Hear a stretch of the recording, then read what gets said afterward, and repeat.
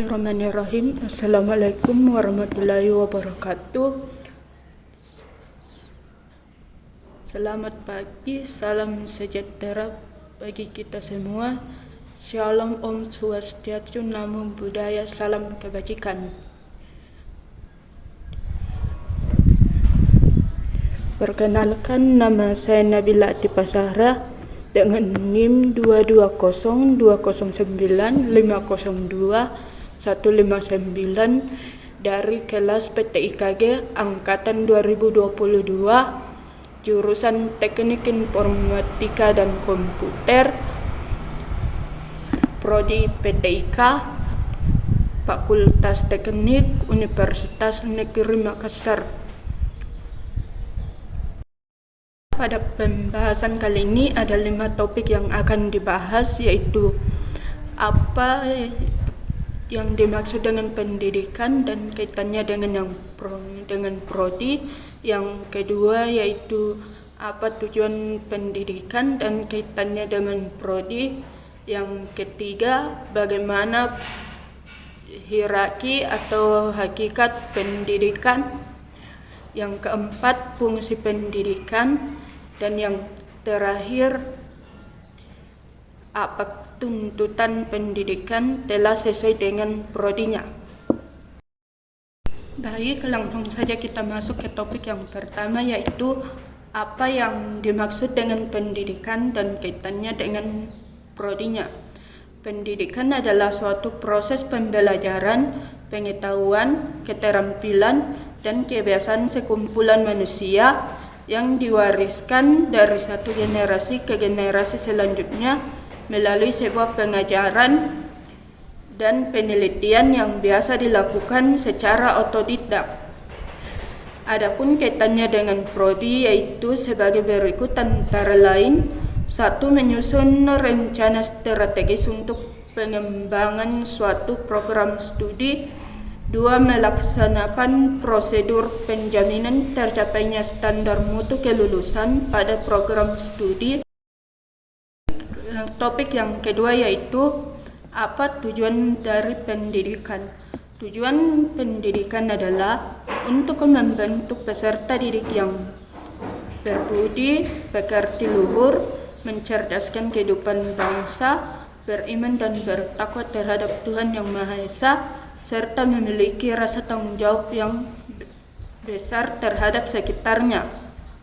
Lalu apa sih kaitan tujuan pendidikan dengan prodinya sebagai berikut, antara lain: 1. Dapat menghasilkan lulusan yang memiliki keterampilan berpikir.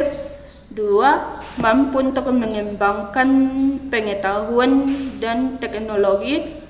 Yang ketiga, menghasilkan karya kreatif, original, dan terintegritas tinggi.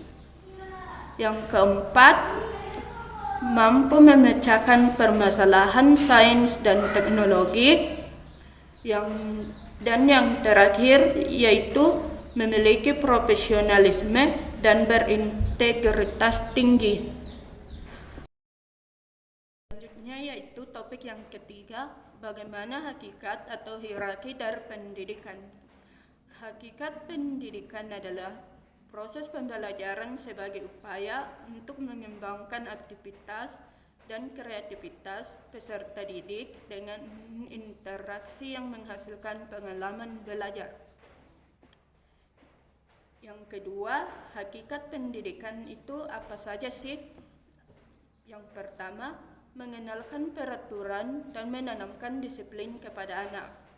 Yang kedua, mengenalkan anak pada dunia sekitarnya. Yang ketiga, menumbuhkan sikap dan perilaku yang baik, mengembangkan kemampuan berkomunikasi dan bersosialisasi. Dan yang terakhir yaitu mengembangkan keterampilan. 4. Apa fungsi pendidikan? Menurut pendapat Horton dan Han, lembaga pendidikan berkaitan dengan fungsi yang nyata dalam kurung manifest, yakni sebagai berikut, yaitu mempersiapkan anggota masyarakat untuk mencari nafkah, mengembangkan bakat perseorangan demi kepuasan pribadi, dan bagi kepentingan masyarakat. melestarikan kebudayaan, menanamkan keterampilan yang perlu bagi partisipasi dalam demokrasi. Adapun fungsi lain dari lembaga pendidikan adalah sebagai berikut: mengurangi pengendalian orang tua terhadap anak-anaknya melalui pendidikan sekolah. Orang tua melimpahkan tugas serta wewenangnya dalam mendidik anak kepada pihak sekolah. Yang selanjutnya, menyediakan sarana untuk pembangkangan. Sekolah mempunyai potensi untuk menanamkan nilai pembangkangan di masyarakat. Hal ini tercermin dengan adanya perbedaan pandangan antara sekolah serta masyarakat tentang suatu hal, seperti pendidikan seks serta sikap terbuka.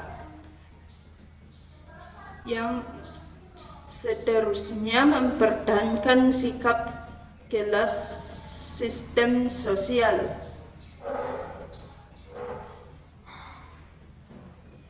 Pendidikan sekolah diharapkan bisa mensosialisasikan kepada anak-anak didiknya guna menerima perbedaan prestis, privilege, serta status yang ada dalam masyarakat. Sekolah pun diharapkan kita memasuki topik pembahasan yang terakhir, yaitu apa tuntutan pendidikan sesuai dengan prodinya. Tuntutan pendidikan sesuai dengan prodinya mengatakan pada gilirannya nanti ada perguruan tinggi yang tidak bisa merespon ilmu dan perkembangannya, sehingga perguruan tinggi tersebut gulung tikar, dan kondisi ini sudah terjadi pada beberapa perguruan tinggi swasta. Tuntutan kualitas merupakan keniscayaan bagi perguruan tinggi, sebab tanpa kualitas perguruan tinggi akan ditinggalkan. Mungkin cukup sekian atas apa yang saya sampaikan pada hari ini. Lebih dan kurangnya mohon